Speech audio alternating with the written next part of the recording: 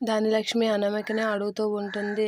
Case వాపస్ తీసుకోవాలంటే ఏం చేయాలో చెప్పు. కళ్యాణ్ నీకేం చేయాలంటే అది చేస్తాడు అనేది అడుగుతూ ఉంటుంది. ఆ మాటలకి అత్తయ్య కళ్యాణ్ జైలుకి వెళ్ళడం నాకు కూడా ఇష్టం లేదు. కానీ అందరి ముందు నన్ను అవమానించాడు.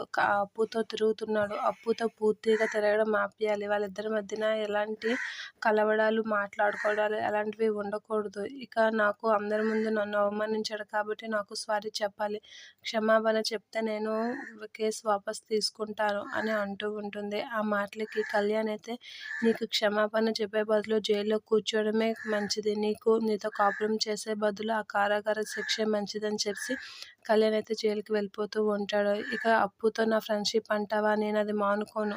మా ఇద్దరి మధ్యన ఉన్న పవిత్రమైన ఫ్రెండ్షిప్ని నువ్వు తప్పుగా అర్థం చేసుకున్నావు. నువ్వు జన్మలో మారవు. నీకు ఆ బుద్ధి కూడా లేదు అని చెప్పి కళ్యాణ్ అయితే అనామికనే అంటూ ఉంటాడు. ఆ మాటలకి అనామిక ఏం మాట్లాడకుండా అలా చూస్తూ ఉంటుంది. ఇక పోలీసులు అయితే చిన్నదానికి ఎందుకు సార్ పెద్దది చేసుకుంటారు, మాట్లాడుకొని సర్దుబాటు చేసుకోండి అనేది అంటూ ఉంటాడు. రాజు కూడా అలానే అంటూ ఉంటాడు. లేదన్నయ్య, మీరు నా కోసం జైలుకి, పోలీస్ స్టేషన్కి రాకండి, నేను అక్కడే ఉంటాను. మీరు మీ డిగ్నిటీని తగ్గించుకొని అక్కడికి రాకండి అని చెప్పి కళ్యాణ్ అయితే పదండి నన్ను తీసుకెళ్ళండి అని చెప్పి అయితే అంటూ ఉంటాడు. ఇక నేను నిన్ను కలవడం కాదు కదా, మాటలు కూడా ఆడనని చెప్పి అంటూ ఉంటాడు కళ్యాణ్. ఆ మాటలకి ధనలక్ష్మి వీళ్ళందరూ అయితే ఏడుస్తూ ఉంటారు. ఇక రాజు అయితే ఎంత బ్రతిమలాడినా కళ్యాణ్ పదండి నన్ను తీసుకెళ్ళిపోండి మీరు అని చెప్పి అక్కడి నుంచి వెళ్ళిపోతూ ఉంటాడు పోలీస్ స్టేషన్కి.